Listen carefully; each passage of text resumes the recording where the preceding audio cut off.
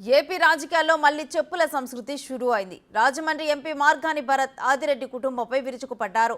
ఆయన రాజకీయాలను అడ్డం పెట్టుకుని వందల కోట్లు సంపాదించారని విమర్శించారు. అధిక వడ్డీల పేరుతో పేదవాళ్ల ఇల్లు స్థలాన్ని గుంజేసుకుంటున్నారన్నారు. వాలంటీర్ల వ్యవస్థపై ఆదిరెడ్డి చేసిన కామెంట్లను తప్పుపట్టిన భరత్ వారిపై అలాంటి వ్యాఖ్యలు చేసే వారికి చెప్పుతో సమాధానం చెబుతామంటూ ఒంటికాలు మీద లేచారు.